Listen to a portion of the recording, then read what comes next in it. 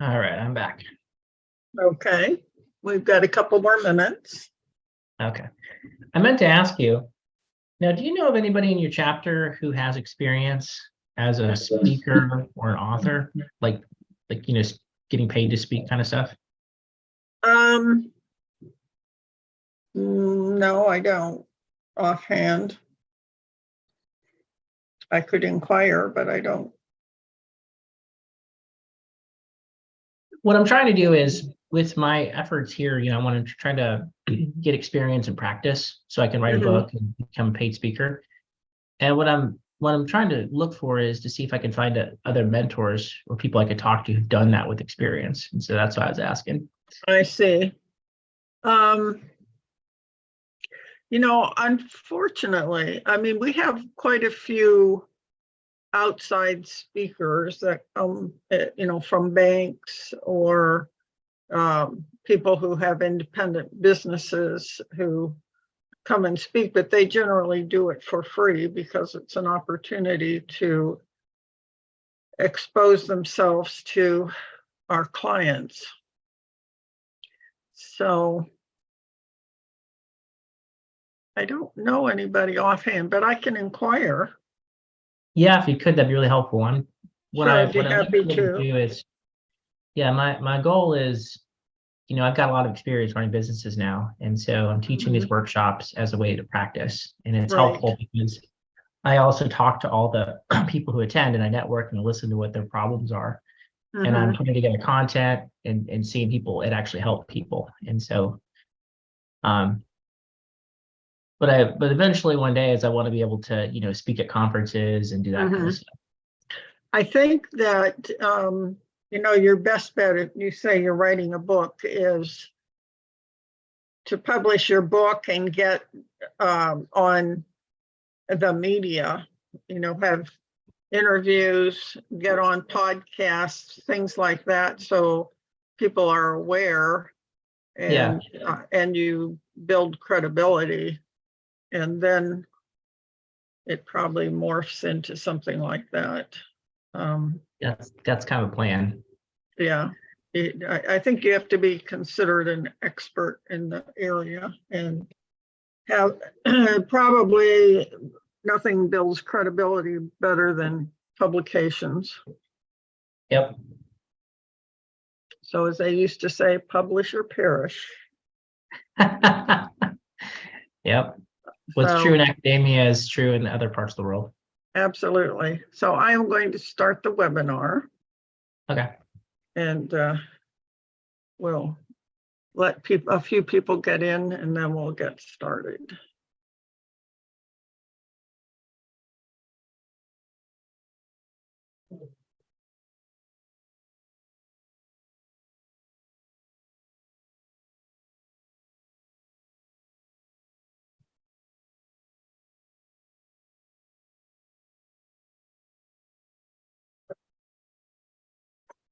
Welcome to those of you who are just logging in. We will be getting started in a couple of minutes. So get your coffee and relax and enjoy the presentation.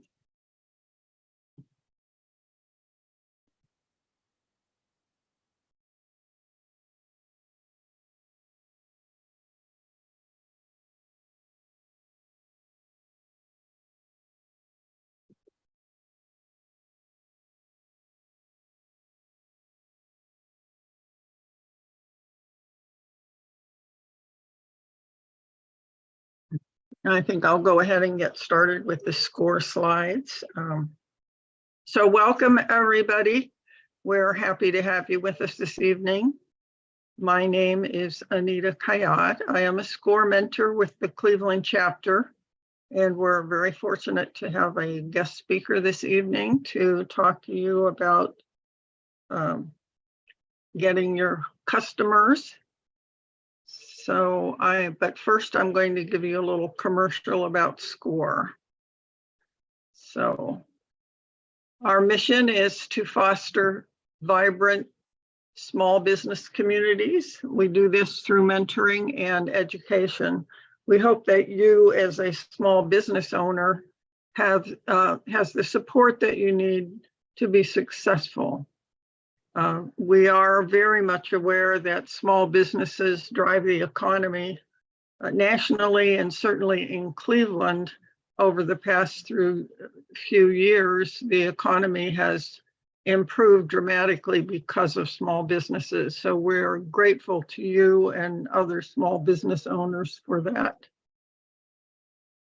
SCORE has the largest network of free volunteers for small business mentoring. So no matter what stage your business is, we should be able to find a mentor to help you. There are over 10,000 mentors across the country in more than 250 chapters. So if in Cleveland we can't find someone who exactly has the background to work with you, we can call on one of those other 10,000 people to help you out. So we have people from all walks of life. About 10% of our clients are veterans. More than half are women, and we're pretty excited about that. So we provide mentoring. At this time, we're doing it mostly remotely, but we are starting to do in-person mentoring again. And the same thing with workshops and seminars. We're doing a lot of them online still, but we are doing seminars in person in various areas around the city.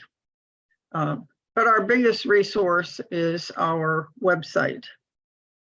If you go there, you'll find a list of all the upcoming webinars. You'll also find a tremendous number of recorded webinars.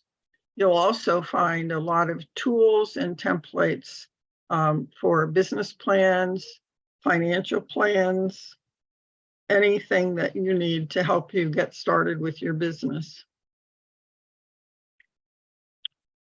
We are able to provide all of these services free because we are supported by the Small Business Administration and also by a number of organizations in the Cleveland area who want to see small businesses succeed.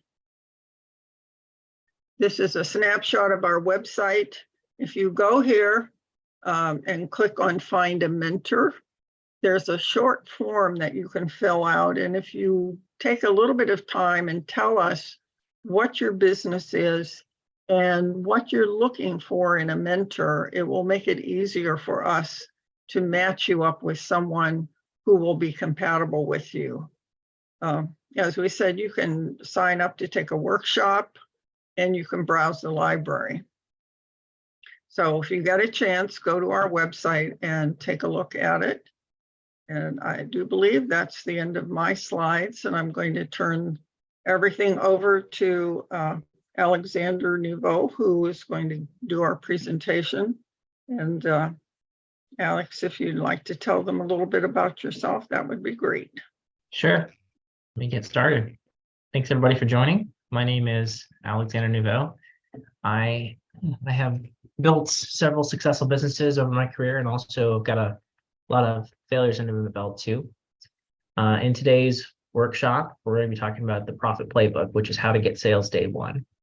And specifically, we're going to talk about how to get a stampede of new customers that stay, pay, and refer others like themselves. We're going to go over the most expensive mistakes business owners are making and how to avoid them yourself, how to structure your business in a way to attract your best customers and really kind of repel the people you don't want to work with. We'll talk about the math on how you can actually build a 7-figure business yourself that's over $1 million in revenue, and how to stand out from the competition by creating an offer so good that customers would feel silly saying no. Now, before we get too far, I want to share a story with you that I think will really kind of illustrate the thinking behind this workshop and how you want to think about your business.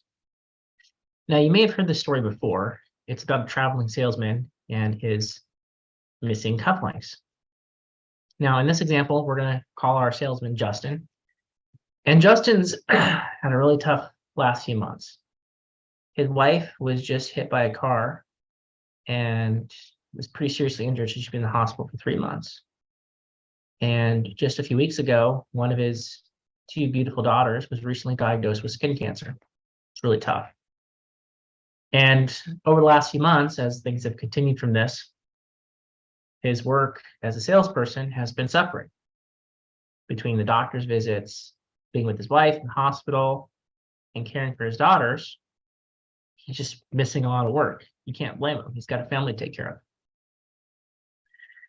And you know how this goes. At first, the company's supportive, but as the months go by, his boss begins to start complaining about his lack of performance. Not getting any new sales or paying him, that kind of stuff. And there's one final conversation where the boss says, look, Justin, you got to turn things around or we're going to have to let you go. You got one more chance. And so Justin goes to this last client, which is in the middle of nowhere, Arkansas, to meet with this big client. And it's really important that he closes this deal because you know how this works in America. If you lose your job, you lose your health insurance. You can't do that. Lives on the line here. So he arrives the night before the meeting because he wants to make sure he's super prepared. And he sets out everything he needs on the bed, just prepared. And he's got his dress suit, he's got his dress shirt, his suit, his shoes, his belt, everything. But there's one thing that's missing and he can't find it. He can't find his cufflinks. He's checked everywhere, 5 times, can't find them. Now, normally for most people, this wouldn't be a problem, but it's a problem for him because he always wears French cuff shirts and you need cufflinks. And he can't hide the fact that he's missing the cufflinks because his suits are cut low to show up his cufflinks. So you can't like put a paperclip on there because that's all they're going to stare at the entire presentation. You're not going to get a sale. And everything's online. He doesn't get this deal. He loses his job. So he's frustrated. He goes downstairs, says, hey, front desk person, where do I go? And the front desk person says, go check out these 5 stores. So he goes to the first store, which is Sears. And sure enough, they don't have cufflinks. Okay, fine. We go to the second one. It says, go to Walmart or Kmart or whatever. So he goes there and no cufflinks. And at this point, he's gone to most of the stores and none of them sell cufflinks. And by the last store, Justin started to get a little scared because everything's on the line. What is he going to do if he loses his job? And he doesn't usually have a temper, but he can feel his temper boiling over. He's angry. He's mad. He's about to let somebody have it. So when he goes to the store, walks to the back, men's department, and talks to the young lady, he spends 5 minutes explaining that my job's on the line. I've got to have these cufflinks. This is my last chance. You got to do this thing. She, with sad face, she's like, sir, we don't have cufflinks. And before she could finish what she was going to say, he interrupts her. He spends the next 15 minutes yelling at this poor girl about how crappy this town is, middle of nowhere, how they have no cufflinks, how they're going to ruin his life, and how, why don't they have these freaking cufflinks? It's so bad. And so finally, when he's done, and by the way, this girl was very patient with him. She understands because he explained the situation. And she's like, well, sir, before you let me finish, here's what I was going to say. Although we don't have the cufflinks, we do have some really nice shirts over there that'll go with your suit. And here's the thing, sir. They have buttons on them. You wouldn't even need cufflinks. You can just wear the buttons instead. Oh, Justin stops dead in his tracks. He never thought that there was another way to solve his problem, which was making sure he looks good. He was so focused on one thing. And by the way, you and I are not so different from Justin. As people, oftentimes, if we're under duress, which running a business, you're going to be stressed, lack of sleep, working tons of hours. Oftentimes, we focus on one problem and one solution, and we can't think creative. We're stuck in a box. So in Justin's case, he was saying, I have to have these cufflinks to solve this problem. But that really wasn't his problem. His problem was he didn't have a shirt that would work. And so the kind sales lady just said, hey, why don't you just buy a different shirt that doesn't have cufflinks? Something he didn't think about. And so here's the reason I'm mentioning this, because this narrow focus really slows us down and limits our success. So you want to open yourself up to better ideas out there, just like how Justin could have bought a new shirt. And the reason I say this is because everybody here today is here because they want to build a successful business. And so I want you to be focused on results and open yourself up to new ideas and how to achieve your dreams and not get stuck on one solution that won't work like Justin did, okay? Now, before we get into everything, I'd like to introduce myself. My name is Alexander Nouveau. I've built and operated 3 businesses. Again, I've got lots of failures in there too. These are the ones that worked out. I've got an executive branding service, a lead gen company, and now Nouveau Startups, which is helping other service-based companies scale their operations. As a kid, I was a little bit odd growing up. Instead of watching sports like other kids, I was obsessed with business and investing. And I would read books about my hero, Warren Buffett. And I would, even when I turned 18, I went in to go open an IRA. That's how much of a nerd I was. In 2015, while sitting at a Starbucks, mind my own business, by the way, I was picked up by a girl who would later become my wife. Now, she denies picking me up, but I keep telling her that she sat down next to me, and it's her fault that I struck up the conversation with her. You guys see my logic, right? Well, a year into meeting her, I started to dream about our future. You know, we wanted what every couple wants: a house, a family, a life worth living. But you see, those things cost money, a lot of money. And looking at my career, I could probably get there in 20 years, but I'd be working tons of hours and I wouldn't be able to spend time with my family. And so I quit my job and I started lots of businesses. Some of them failed, some of them stuck. And I think what you will get the most out of listening to me is stories, because when I say some of them failed, it doesn't really do it justice. So I'll give you a quick story. It's a little bit of detour, but I think stories are where you learn and you understand, because if you're doing this and you're here, you probably have struggled a little bit with your business. So here's my origin story with this particular business. So in 2016, I spent 6 months trying to start a yoga business, and I prepared, we planned it, invested money in it. At the time, I lived in Houston, Texas, and my girlfriend at the time, now my wife, lived in Houston. And this business was going to be in Cape Cod, Massachusetts. Now, I don't know if you guys know geography. That's a really far distance away. I think it's like 28 hours drive time. And so, you know, again, I looked at my future. I said, I got to make this work because I'm not going to get it here. So planned for 6 months. I told my employer I was getting my 2 weeks. Everyone wished me well. I told all my friends, invested all this money. And I moved myself, packed up all my stuff in my car, and I drove all the way there. Started the business. And in 3 weeks, it all failed. Failed flat on its face. Didn't work. And on top of this, the sheer frustration of spending 6 months for something to fail in 3 weeks, it wasn't just that. It was the embarrassment. Think about yourself. Think about you telling all of your friends for 6 months how excited you were to do a business. And then right when you get there, quit your job, leave everything, it fails. That's what happened to me. I was ashamed. I was frustrated. I was kind of depressed. I'm like, what am I going to do? And so sitting there, just kind of negative self-talk, calling myself a failure, I said, well, you know, I've always liked going to Austin, Texas, which is a few hours outside of Houston. I'm just going to move there because that's what entrepreneurs do, and I'll come up with an idea. So I moved to Austin, got an apartment. I didn't have a job, and so I was going off my savings. I was like, I prayed for myself that I'd come up with an idea that would work. And I spent about a month just thinking stuff, trying things. Nothing came to me. And, you know, I got bills. I got an apartment. I got to feed myself. I didn't have a kid at the time, but, you know, I got bills. And I said, all right, well, I guess I'm just going to find a job because I can't figure out a business. And so I started looking and applying. Nobody called me.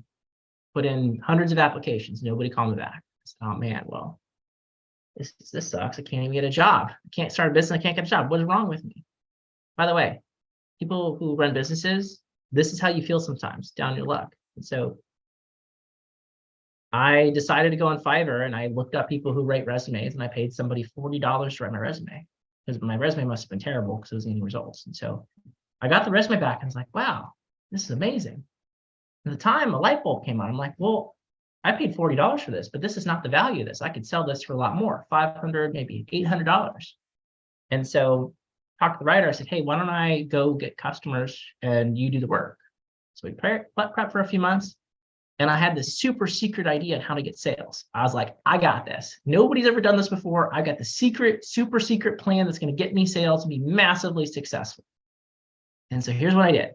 I said, I'm going to call every recruiter in the entire country, and I'm going to get them to refer me business, because if I give them a commission when they send people, they're going to have all this money. They're going to keep on sending people.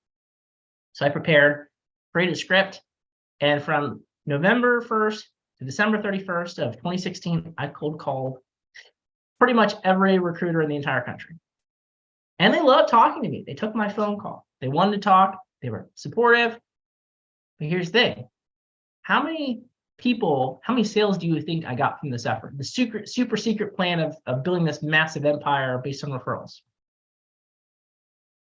0, nothing.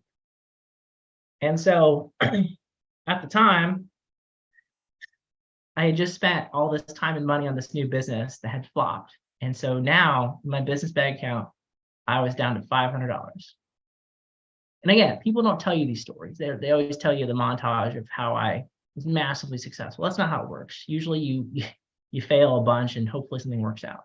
Here I am, $500 from the bank account, and it's January 1st. Like, what am I going to do? Well, at the time, I heard of something called Google Ads. I'm like, all right, keep pay-per-click. What do I got to lose? $500. So I've got a knack for marketing and sales, even before I had experience. All right, let me spend a month learning this.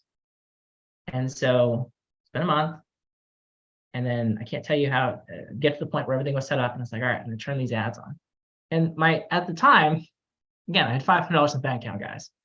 And so I said, all right, well, I'm gonna do $50 a day. That gives me 10 days.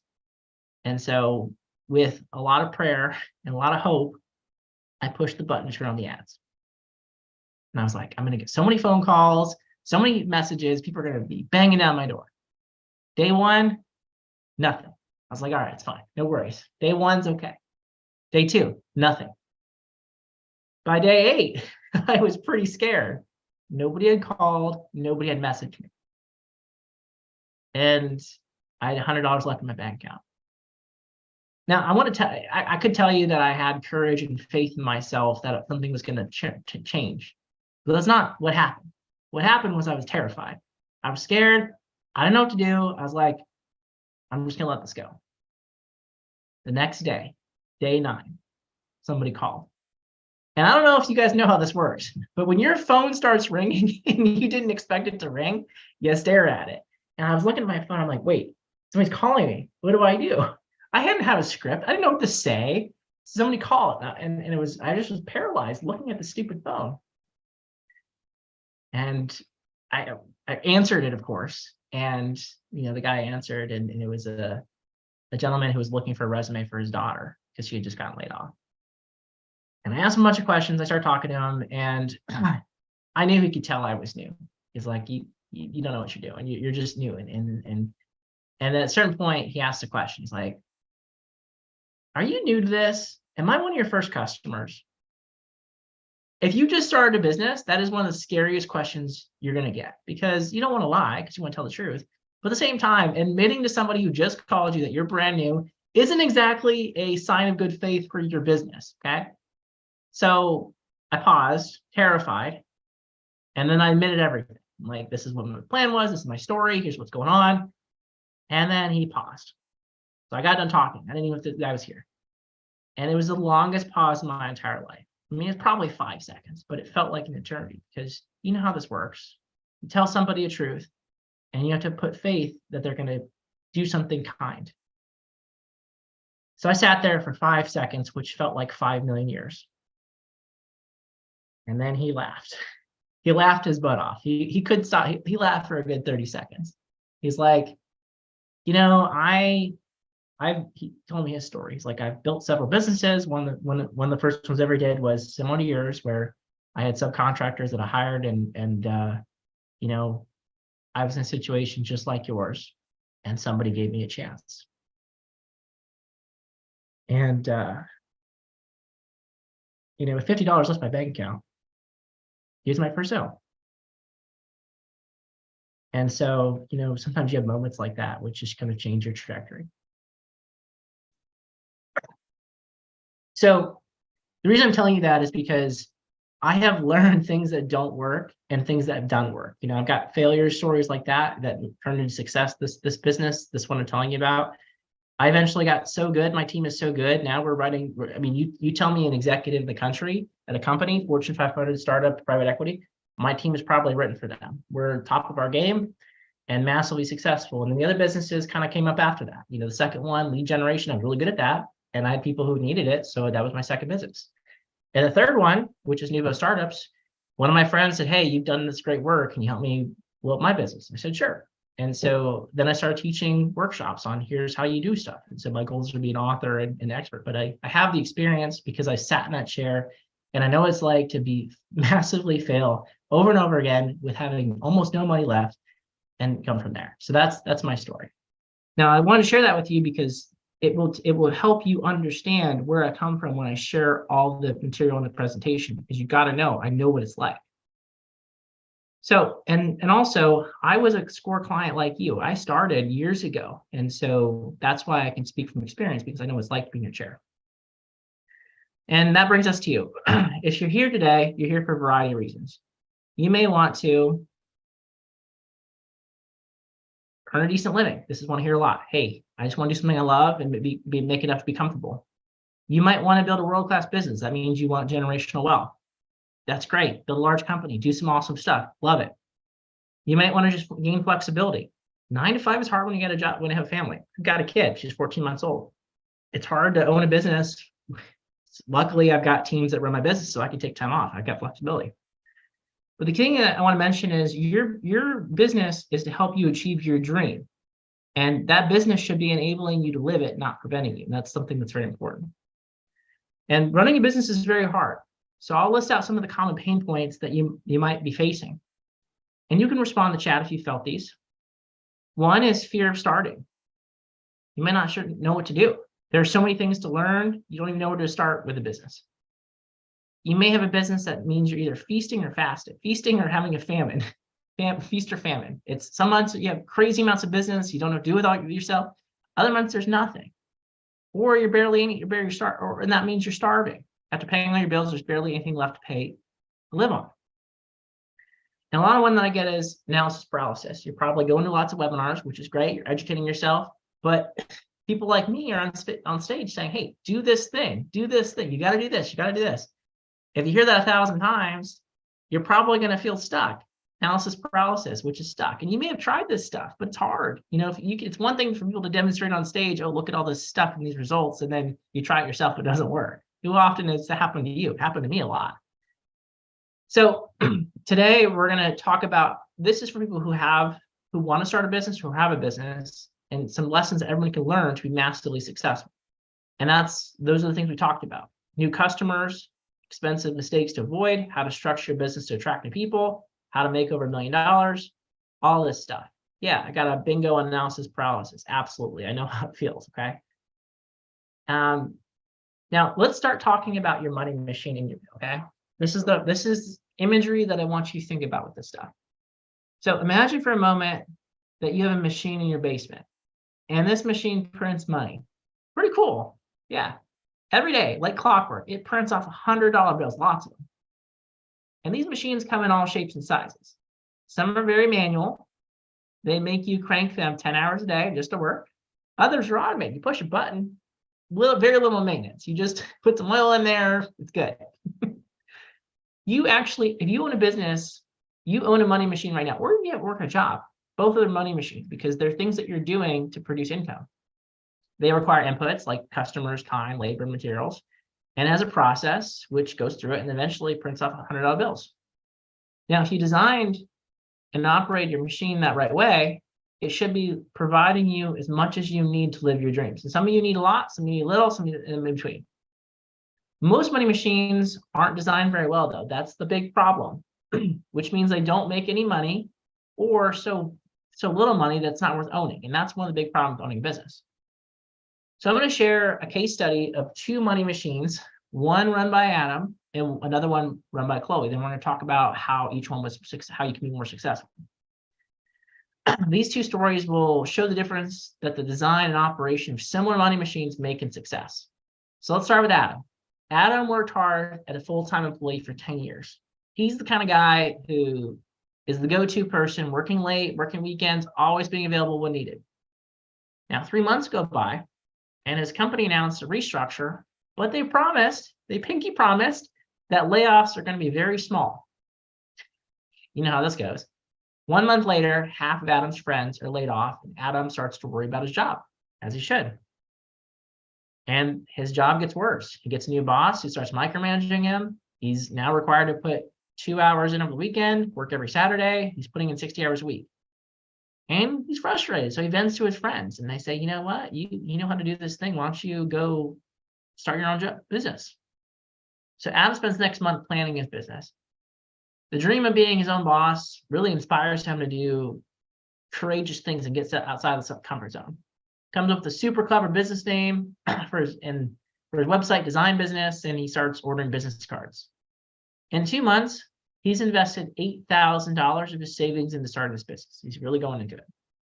He tells all of his friends how excited he is to start his business. If they need a website, they should call him. And when he's ready, you know how it is when you put your 2 weeks into your boss, how excited you are. And then he just crosses the days until he opens his business. And now Adam is officially open for business. He wakes up excited. He can't wait to check it. So this is day one. Can't wait to check his email inbox for people needing websites. Gets up at 5 a.m. on the first day, goes straight to his email inbox. Strange. Nothing is there. Only a few emails about a Nigerian prince. Weird. No problem, he thinks. Customers will reach out sometime this week. First week goes by. There's no emails or phone calls, which is weird.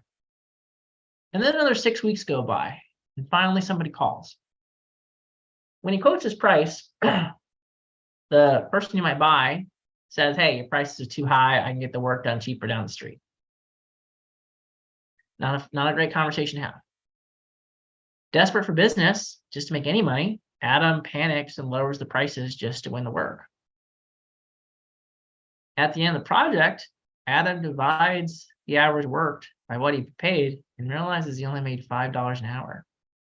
Now, if y'all didn't know this, the only place in time in America that you can get paid less than minimum wage is if you're an entrepreneur. So if you have a business where you total up the hours you make and then divide it, and you're not making good money, even minimum wage, that's hard. But I want to make sure you know that's not the only people that happens. 6 months go by, and Adam's savings account's starting to get very low. He's only had 6 customers, and they've all been stingy. And he hasn't even made enough money to recoup the $8,000 he invested in the business. To pay bills, Adam accepts a part-time job, temp job, just to get some money coming in. Things don't change with his business. And after 12 months, Adam is depressed, exhausted, defeated. He closes his business. Let's take a look at Chloe's story. Chloe dreamed about owning a business for years. Recently, she did such a great job. She lost 60 pounds and finally fit into the dress she wore when she met her husband 10 years ago. She's very proud of that. After all that hard work, she thinks she can help other women who have struggled with weight loss feel comfortable and confident in their own skin. And after watching a webinar called The Profit Playbook, which you guys are watching too right now, she had decided that she wants to avoid the fate of other business owners who failed. So instead of spending any money on business cards, website, thinking of business names, or investing any money at all in the business, she's decided she wants to see if the business idea will actually work before putting any time or money into it. So what does Chloe do this time? She makes a list of who she thinks her best customer would be. She decides she wants to help women in their 30s and 40s lose a life-changing amount of weight.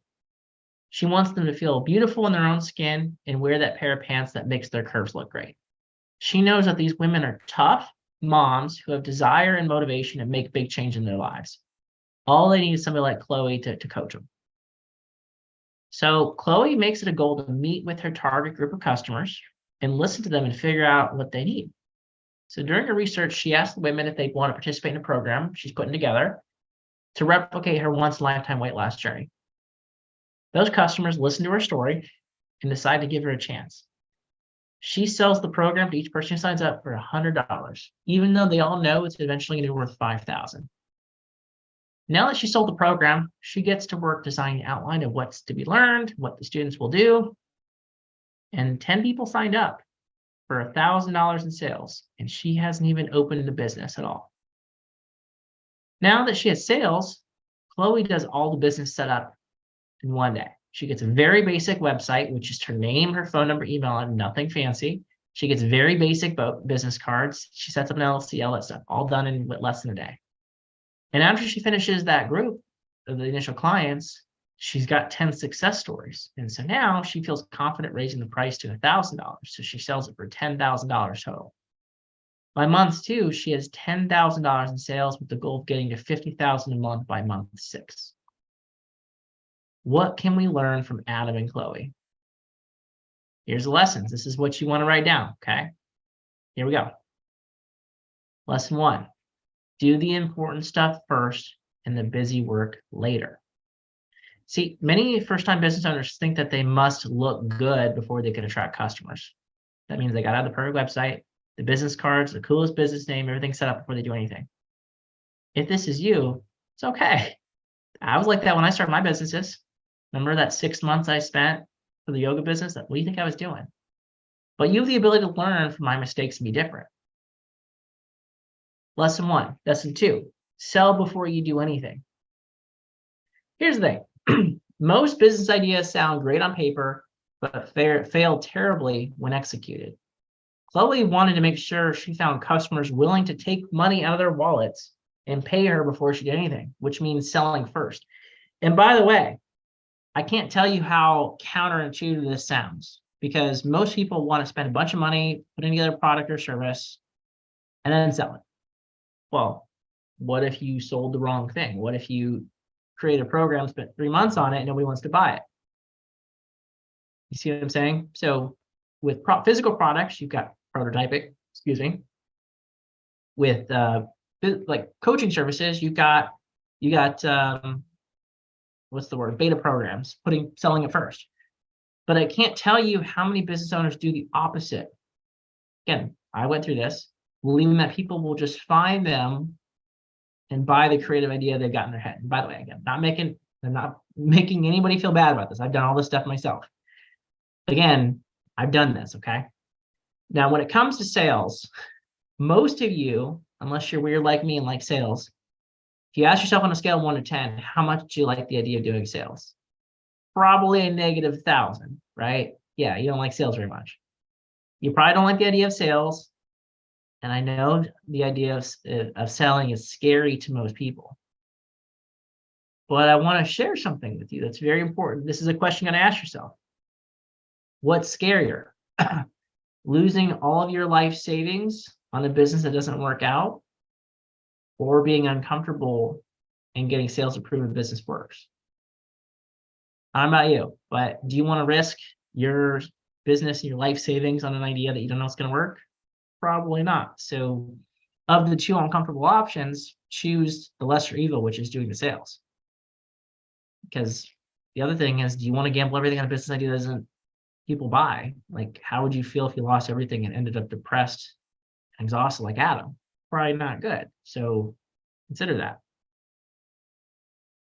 Selling before you build is counterintuitive on how you think about most stuff. What most people do is they spend 3 months building it, hope people buy it. And I want to give you another reason why not to do this. We've heard the phrase time is money. So let's say 3 months times full-time labor, there's about 160 hours of work in a month. So let's do the math. 3 times 160, we get 480. Math. Now, if your time is worth $100 an hour, which some of yours is probably worth that or less or whatever, you can do the math with this. That's $48,000 of time money that goes into an idea.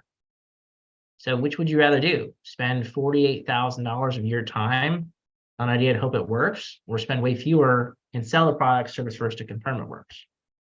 Pretty obvious answer there, right? Lesson 3, you need to have a way to get customers or you will starve. Now, this is not included here, but I teach other presentations. So here's my thoughts. Here's my secret formula for being successful in business. And these are other presentations you can attend, I'm not covering them today. But step one is figure out who your best customer is. These are the people who value and pay you, okay? Second one is create a slam dunk offer they can't refuse. That's important. Number three is having a magical sales process, which gets them to convert from non-paying customers to customers. Number four is leads on demand. So what I'm saying here is that leads on demand means that you have a system set up which brings you customers reliably. Like I know I can put money into an advertising machine and I can get as many leads as I want for my business whenever I want them. Now, for many of you, that might sound like, how the hell do I do that? Blows my mind. Because a lot of people think that you have to start a business and you wait for people to find you and you got to do SEO and all this stuff. No. You want to be massively successful. The thing I've learned about any business I'm in, before I do any business, I want to have a system that gets me leads on demand. I want to be able to push a button, spend money in advertising, and know I'm going to get the customers when I need them. So, because here's the thing, if you don't, how are you going to survive? You're going to starve because you're relying on people finding you. And if you say SEO is the answer, well, you've seen Google change their algorithm. What happens if you get knocked down and people don't find you anymore? So you have to have something built out. People don't think like this. People really focus on, hey, I'm really good at this product or service. Like I'm a really good hairdresser. People are just going to find me. Not how it works. If you don't have think about the money machine. This is a component of your money machine. If your money machine is missing a component that gets you leads when you want them, that can turn into sales, how are you going to have a predictable business? You're not. And this stuff can be built. So I don't want you to feel like you can't do this. This is stuff that you want to think about and learn from.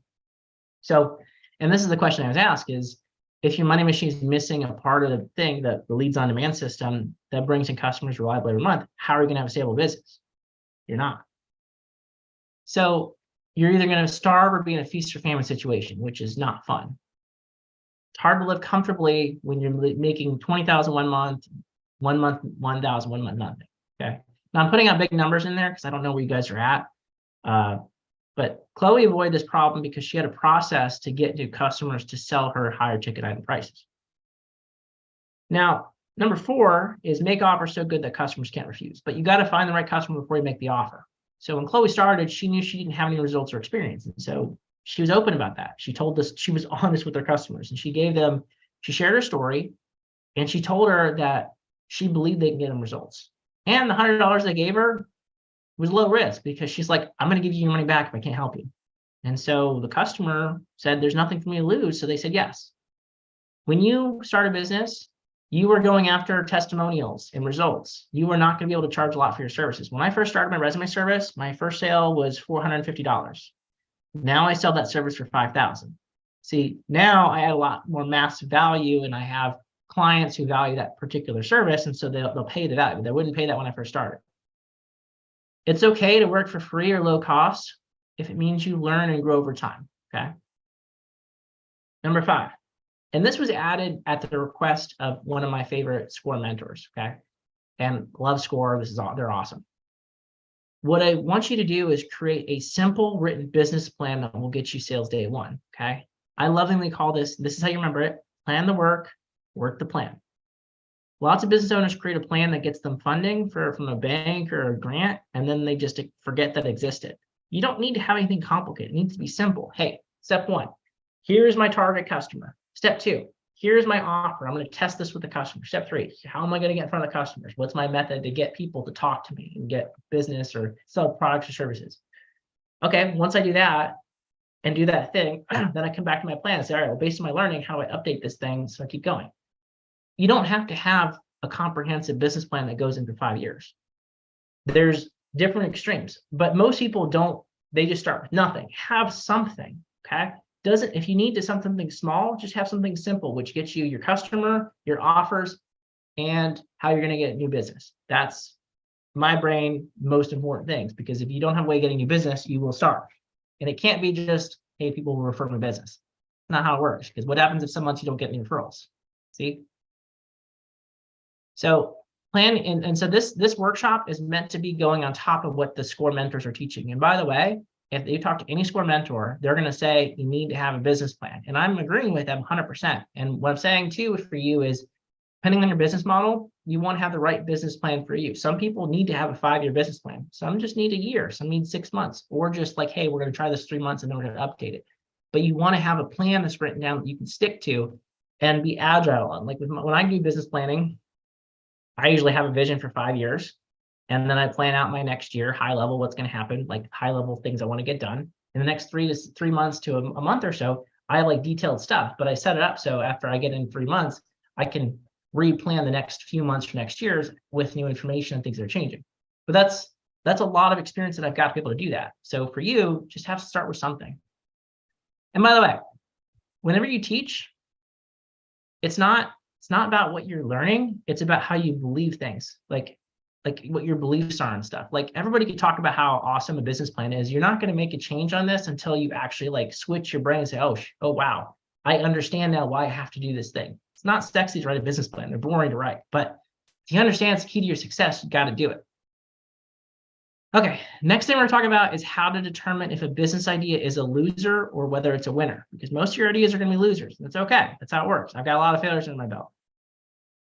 So here's the thing. The business has nothing to do with you. It has everything to do with your customers. I know. Think about it. Okay, so everybody, I want you to pause for 5 seconds to ask yourself this question. What was the last purchase I made, today or yesterday? What did you guys purchase? Did you purchase gas? Did you go to the grocery store? I had Thai food for lunch. That was my last purchase. Now, let me ask you this. Did you think about the origin story of the entrepreneur who's running that business?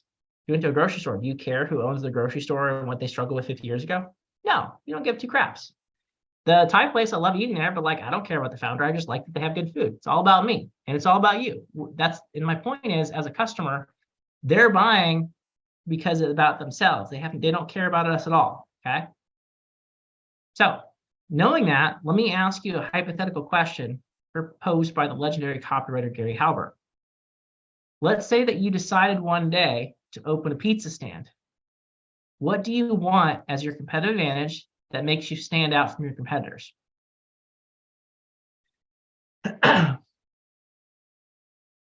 Would it be best ingredients? You want the lowest prices, best service, fastest service? Believe it or not, the answer is none of those. The answer, and this is something, if you learn one thing from this webinar, this is what I want you to remember. The answer is you want to have a starving crowd. Think about that for a second. Starving crowd is going to pay anything for any pizza you have, no matter how crappy it is. You can have the worst pizza. If they're starving, they're going to pay anything for it because there's so much demand. Let that question guide you. Don't look at the fancy stuff about where is all this stuff and how do you think. Where is your starving crowd? Where are people have a desperate problem and want to pay money for a solution? That's how you think about things as an entrepreneur. You don't want to copy what everyone else is doing. Look at the customers, figure out who's desperate. For example, in Austin, we had a daycare crisis here. Like there were so many people moving here and so few daycares that when my daughter was born, we were on daycare waits for, I don't know. They're like, oh yeah, well, you might get in 18 months. Well, if you're a working family, you got to put your kids somewhere. Now, luckily, I was able to go part-time because I've got staff that run my businesses, and I was able to stay home with my daughter. Well, my wife has a full-time job, so she worked that while I stayed home part-time. And we got in 9 months later. But guess what? Starving crowd. You literally just say, I've got a daycare, I've got starts now. Who's going to sign up? As long as it's safe and it means other things, that's us. See, starving crowd. Ignore what everyone else is doing and look for the customers who are desperate for a solution and will pay anything for it. Then you have a winning business idea. Why? Because this is what the opposite of most business people do. This is everybody. Most business owners, and by the way, I did this myself, will say, well, I've got experience in this industry. Let's say I'm a plumber or a hairdresser or a web designer or whatever. I'm just going to open a business doing what I know. It works great if there's a starving crowd. But what happens, using the example, what happens if there's 50 pizza stands and only 25 people who want to buy pizza? That's 2 pizza stands for one person getting pizza. And I tell you what, not going to evenly distributed. One pizza place is going to get most of the people. Guess what happens to the pizza stands that don't have business? Most of them go out of business because there's not enough customers. So anyone thinking about opening a business, the best advice I can give you is go find the starving crowd. And you're like, well, how do I find it? Go talk to customers. You think, go listen to them. I mean, People say about doing research, everybody has no problem doing 20, 30, 50 hours of online research, but everyone's scared to talk to the customers. Go talk to them. What is your biggest pain? What are you frustrated with? If you talk to some people and they all say the same thing and you say, hey, I've got the solution, it's crappy, but it'll work, and they hand you dollars to go build the solution, you have a winning business idea, my friend. That's how you want to think about it. Because the other thing is, a lot of people say, well, I don't have experience in that. That's fine. Are you chained to your experience? Can you learn something new? Of course you can. You can learn new stuff. So figure out where the crowd is and go serve them. Now, some of you here want to earn a decent living, which is great. Love that. Others want to build multi-million-dollar businesses. So I'm going to answer the question, how do I get to 7 or 8 figures? Because believe it or not, it's not as mystical as you may think. So it's quite simple, really. So you find the starving crowd and design the right type of money machine to serve that crowd, okay? And question 1 you want to ask is, what markets are growing, which industries are shrinking? Let me give you an example. If the market is shrinking, like newspapers, how hard is it to build a 7-figure business? Probably hard or near impossible, because they're shrinking. They're going out of business. But what about if an industry is growing? If you had skills in artificial intelligence, you've seen these companies, they go from 0 to $20 billion worth of net worth in like a few months. See, it's different. Starting crowd. So again, you got to pick the right market, the right customer, and make sure it's growing. Then you design your money machine to make sure it's scalable to get over 7 figures. Let me give you an example. If Chloe knows she wants to make $1 million in sales, she asks herself questions, well, how many sales at what price point do I need to make $1 million? Well, $5,000 is a customer. That means she just has to have 200 customers a year. That's doable. That's 16.6 clients per month to get to $1 million in sales. Again, doable. She can get 16 clients a month. She knows it takes 5 sales calls to get 1 client. So that means 84 sales calls a month. That's 21 a week. That's 4 calls a day. Could you do 4 calls every 30 minutes each to make $1 million? Yeah, I bet you could. Of course you could. And you would have yourself a $1 million business. That's how this stuff works. You can repeat this exercise with different business models. I'm a fan of selling high ticket stuff for clients. You know, I've helped people build high ticket courses and stuff. And so I've got experience doing this. Well, I don't want to go too much off track, but you can do this with any service or product. You know, hey, I've got a product I sell for $500, do the math. I've got a product that sells for $200, do the math. Same thing. But the key that you need to do is, if you want to make $1 million or $10 million, reverse plan it. Here, how much do I need to make? That's how you do it.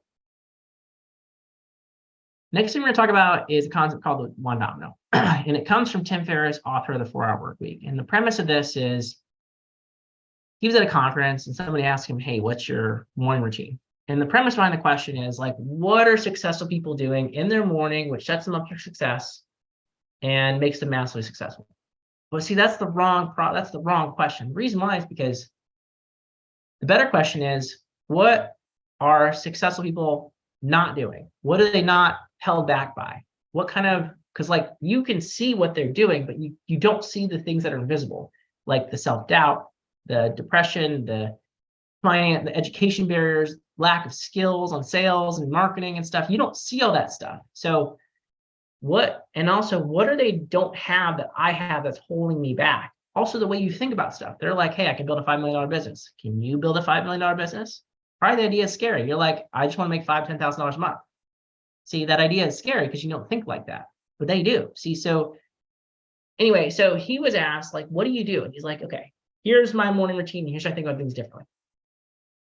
First off, I get 8 hours sleep every night. Got to be rested. Then when I wake up, I have a very relaxing morning. Very relaxing. Wake up, I have my favorite cup of coffee. I do some journaling, do some walking, enjoy myself. And then I ask myself one question. What is the one thing that I can do right now that will change everything? And when I say change everything, that means any goals he's got, how do I get them faster? Any problems or fires or issues I've got with clients, business, whatever, how do I put all those fires out and then prevent them in the future? That's the 1 domino. What one thing can I do right now that's going to do that? Because most people don't do that. Most of us, and I'm guilty of this too, sometimes, wake up, we check our social media, we go on email, we put out fires. We start our day behind because we're looking at what the universe is throwing at us instead of saying, hey, universe, this is what I want, and putting the intention of doing that. And so it's an incredibly powerful way of thinking because instead of being reactive, you're proactive and get things done. And believe it or not, you can do the same thing for yourself. So the question I'm going to pose to you is this. What one thing can you do that will change your life forever in the good? What's the one domino that will get everything falling over in line just like this?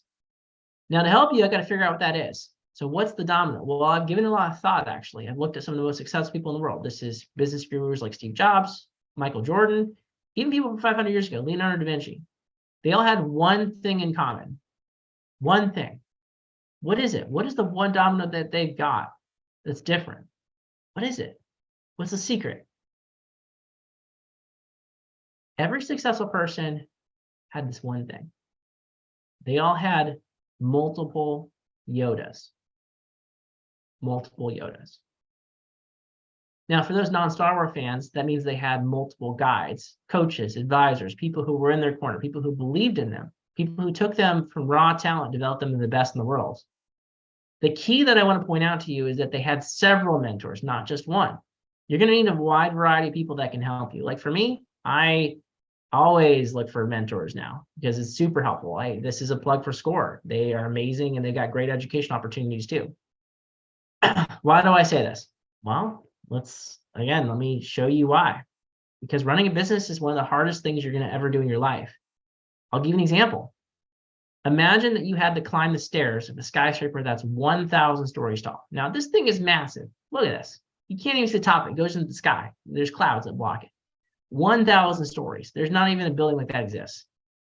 But at the top, you know that you will find a treasure chest that has all of your dreams in it. Everything you ever wanted, all your dreams, all your desires are inside this chest. Pretty cool, huh? Well, you got to walk up the stairs to get it. 1,000 stories. How long is it going to take you? Probably a full 16-hour day, and you're going to be exhausted. But it'll be worth it because you got everything you'd want ever in your life. Well, running a business is more complicated than that. Now imagine there's 1 million of these 1,000 story skyscrapers. Well, guess what? Only 5 of them have treasure in them now. You still got to walk up the skyscraper to find the treasure manually each day. It takes a full day to get up there. Problem now is if you pick the wrong one, the ones that don't have treasure, they might hurt you.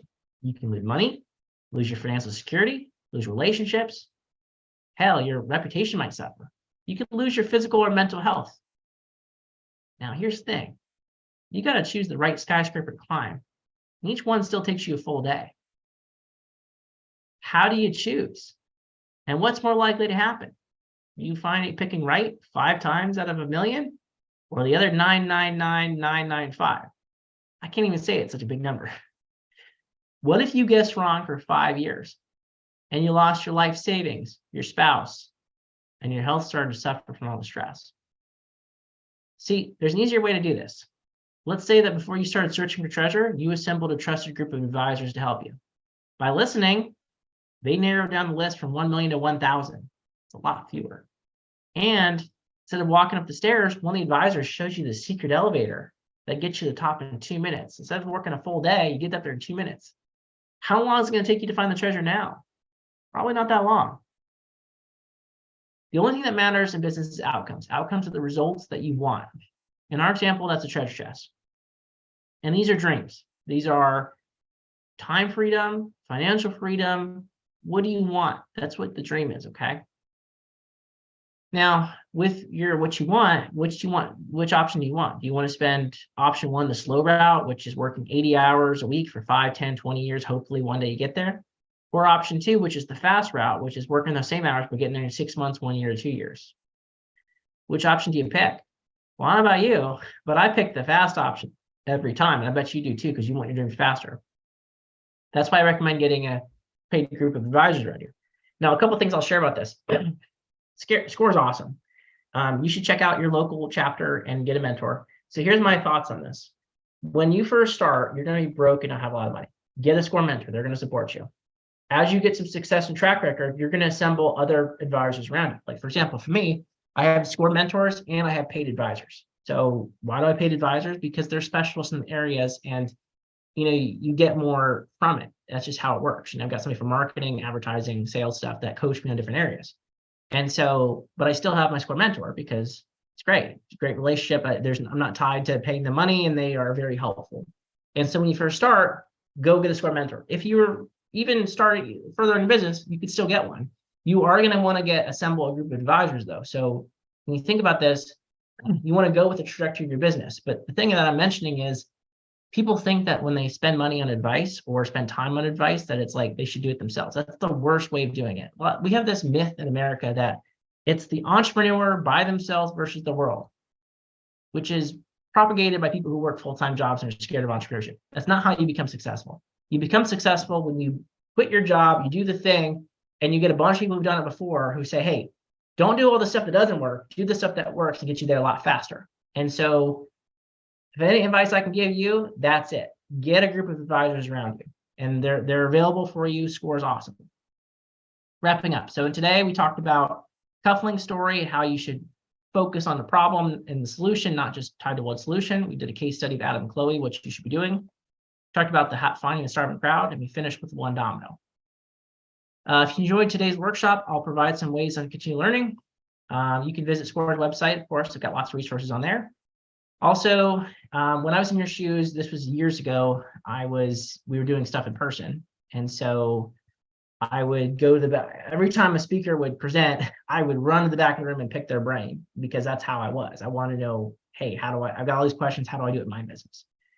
And so if we were in person, I would just invite you guys to come chat with me at the back of the room, and you'd be able to ask questions. With virtual workshops, a little harder to have that natural sense of community, and also you may not want to ask your questions because everyone has to see them and get answers. You may have specific ones. So what I will do is I will open myself up for virtual coffee for anybody who wants to chat with me and pick my brain. So if you have questions about the webinar and would like to set up a virtual coffee, you can email me here, which is alexander@nuvostartups.com. It's right here on the screen. And then the next is questions. And what I'll do too is I'll put a link in the chat too, if you guys want to check that out too. And I'll open it up for questions. Now, we've had kind of a quiet group today. I hope everything was helpful that I taught, and you guys enjoyed the stories and you learned some stuff. So if you guys don't have questions, I would like to hear what you guys thought was helpful. If there were specific topics or stories that really stood out to you. The reason why is because I'm using this. I'm teaching a Score because I love Score.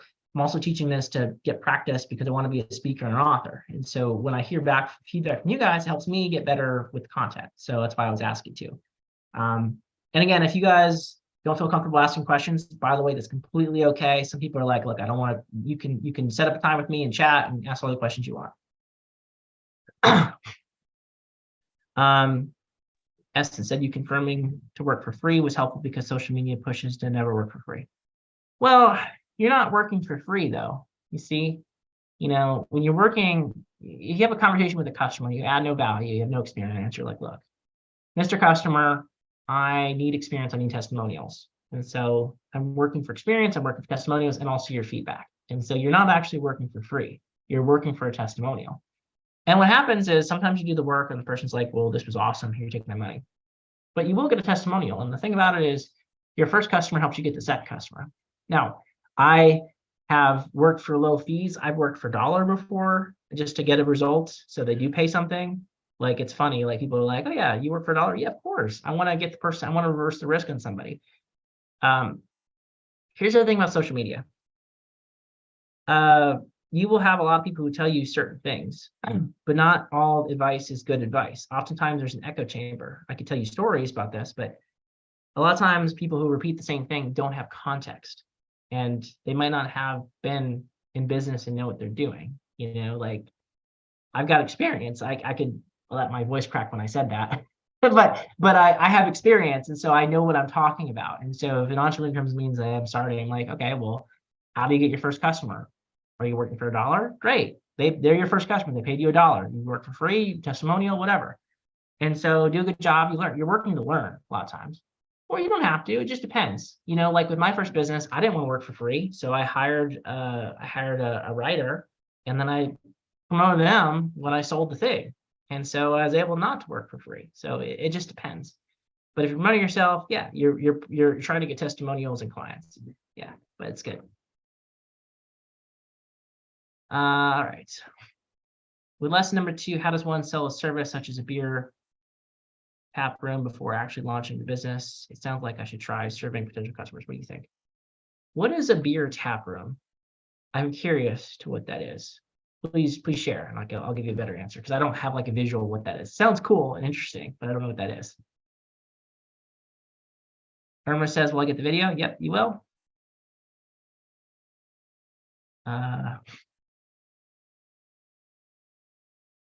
Bar that focused on craft beers. I see. Huh. Well, how do I sell it before it's built?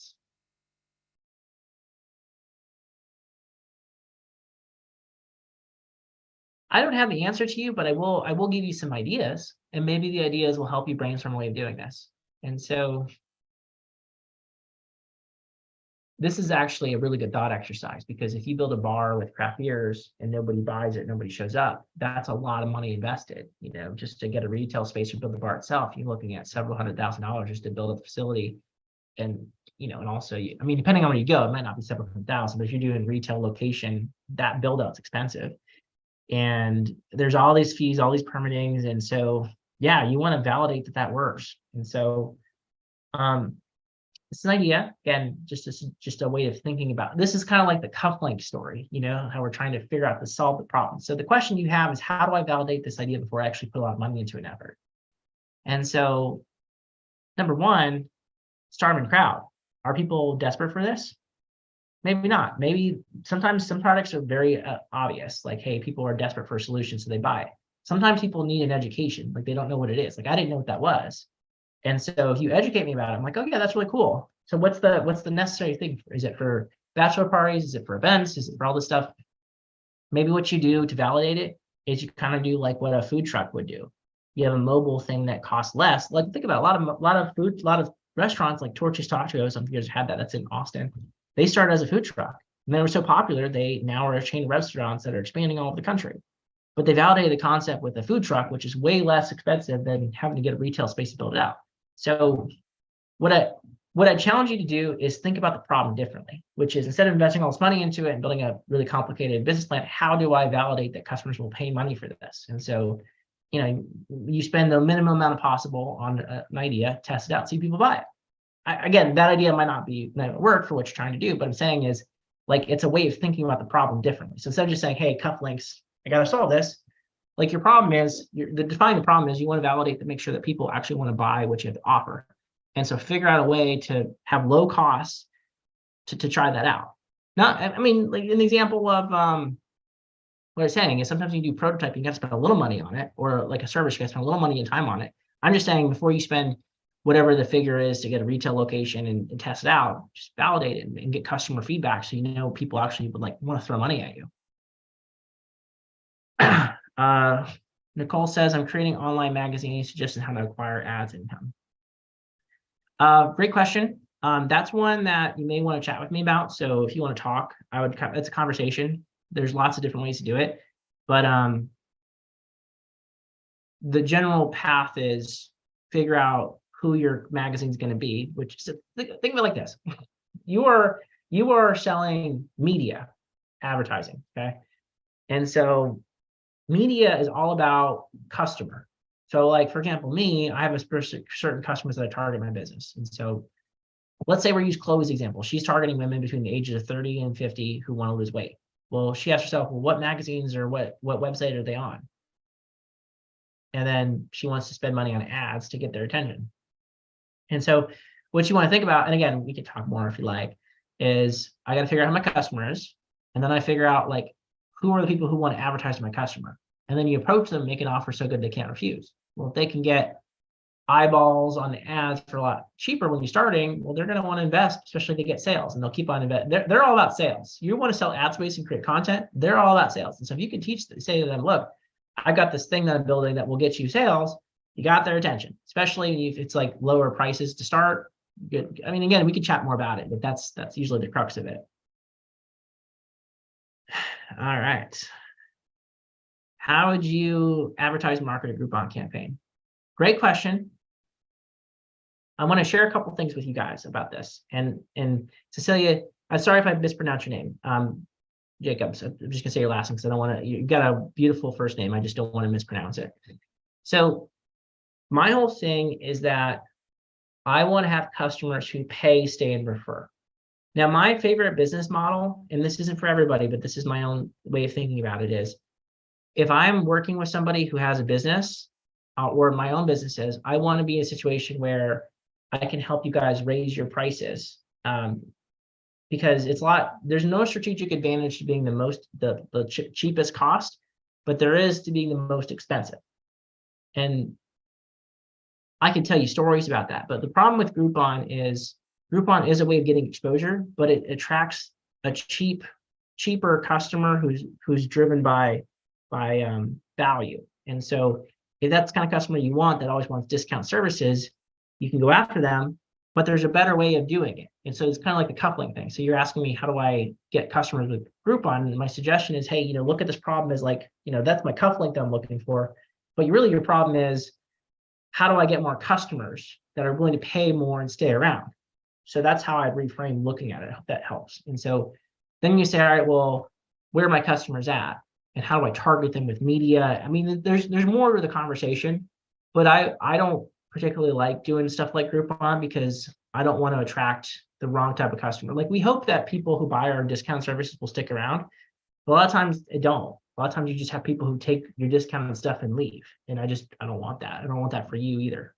I mean, if you want to ask more questions, I don't want to. I want to use the cufflink story for you just to have context to how I'm thinking about it, and how I'm trying to help you get more customers. How do I ascertain if a retailer is starving for my product? Talking to them, asking them. I don't know more about your product. It's hard to tell without knowing more about your product. We could chat if you like, and I could ask you some questions, but it really just depends on situations. And it's not the retailer doesn't matter. What matters is the retailer's customers. So if the customers are begging for your product or solution, the retailer's like, fine, let's order the stupid thing because people want to buy it. Does it make sense? The retailer doesn't care. They just want to have stock that sells. How about a pop-up shop? I may sound dumb, but what is a pop-up shop? If you could. A pop-up shop is a space that in Akron has one, and I think there are some in Cleveland, where the space is available for a short period of time where you can test out something. So somebody who wants to start a restaurant may have it for one weekend and they get to test their recipes and stuff. I love it. I love it. Yeah. Yeah. So it's a great, I think it's a great approach to allow entrepreneurs to test things out. Love it. Yeah. Those are the kind of like that. That's a wonderful way of approaching the problem. The key is like, you want to test it out before you go all in on it. And that's another option for you. Right. Right.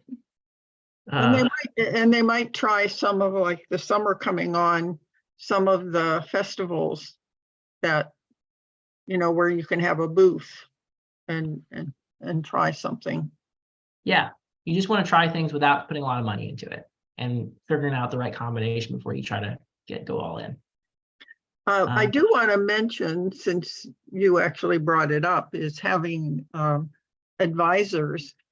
SCORE does provide advisory boards for businesses if they are interested, where we would provide maybe a marketing person, a finance person, and so forth as a free advisory board. And so all they really have to do is ask. See, lots of great. This is why SCORE is awesome. Lots of different resources available. Got another question from Essence. I have a virtual assistant company, then have been working with emerging entrepreneurs. I'm now working to scale into getting more reputations companies. Any advice how to go about that? Again, great question. It's probably more of a conversation. That might be one that's not, how I mentioned like how some things are basic and obvious, like, hey, if I'm starving, I need to buy food. Well, for for like, as myself, I have assistants. And so myself as an entrepreneur, like I didn't know that I was at a point that I should hire assistants. I know it now, but like at the point, like think about it. Like when you're first starting as an entrepreneur, you're doing everything yourself. Getting customers, you're doing the work, you're hustling, you're doing marketing, you're doing sales, everything. And usually it's not until something breaks and you like feel exhausted that you say, all right, I need to get some help. And so, you know, what you're dealing with is you're dealing with one of them, like if you talk to entrepreneurs who know they need assistance, easy sale. A lot of times you're going to need to like convince them that they need to have an assistant. Does that make sense? You have to like get them to knowing that. It's called demand generation. Like actually saying, hey, you have this problem. Here's a way of solving it. And again, this is more complex than marketing stuff. But yeah, I mean, you want to be able to drive demand so people know about your product and service and understand the value and like rethink of it differently. And then once they know about it, then you nurture them into leads and then close them via sales appointments. Again, I can chat with you if you want more detail about that, but that's probably what you're running into is people who know about it, like it, but some people like they say, oh, well, I don't know, they don't know that they need it yet. That would be I mean, from my experience before I hired assistants, that was I'm pretty much your target group there. So that's my experience with it, but maybe different. At Nicole Crawford, think about the content magazine. Just gave a good comment. Great. Everybody's working together on chats. And I'll put the link in there for you guys too. Okay, so got great questions, everybody. And then, we got one from Melissa. My sister and I have been in a service-based business. Sorry if I butchered this. Zenergy, Pilates, and wellness for about 1 year. We are seeking a good track record. We are seeing a good track record of growth. However, we in need of securing funding to move our studio to a larger building. I've researched different options. What are your suggestions you have? Crowdfunding a better option, a real source of loans, better. What I would do if I were you is I don't know if you have an advisor, Melissa, a SCORE mentor, but I would go talk to one of them because this is like their wheelhouse on financing options. Because you might be able to get a loan from the SBA. If you've been in business for long enough, you might be able to actually get an SBA loan, which is pretty nice, pretty favorable conditions. You get a guaranteed rate. I have an accounting background, so I know about financing and stuff. But you know, there are people who are really good at this, and they are a lot better than I am that I can answer your question. But here's the good news: the fact that you have growth record and you want to scale, which is amazing, love it. The way I approach this, I'm going to give you my cufflink story. Is you getting good sales, getting good things. What if you didn't have to get a loan to get this thing? Tell me more, right? And I teach a workshop called How to Increase Sales by Attracting More of Your Best Customers. I think I'm teaching that for Cleveland in July, I think. Yeah. And you should come to that because it's all about how do I look at my customer and how do I actually make more per customer, have better offers where I actually have a cash cow of business and I don't need to get loans if I don't want to. So you've got options. You know, you've got traditional financing, you've got crowdfunding, or if you're able to tweak your business and do some things where you can actually make more per customer, you might not even have to. So I hope that gives you some like ways of thinking about it, just like the cufflink thing. You got a problem, but like there's different ways of thinking about it. So I definitely encourage you to reach out to Cleveland SCORE because they're awesome. And they've got people who can, I mean, just to get more information and like specifics on here's how I think about it. And because if you're armed with different information, you can make a decision that can be in your best interest. So that's what I suggest you do. All right. Carol said, thank you. Wanted to pivot my business. It helped pivot my thinking. Wonderful. I'm glad that everybody advises. And I'll be back, like I said, in a few months. Well, thank you very much for running the session today. I think it was full of information and a lot of exciting ideas. And yes, tune in again next month. We'll be doing another session. And thank you so much for doing this. And for those of you who attended, thank you for spending an hour of your time with us this evening. And I hope you enjoy the rest of your evening. Yeah. Thanks, everybody.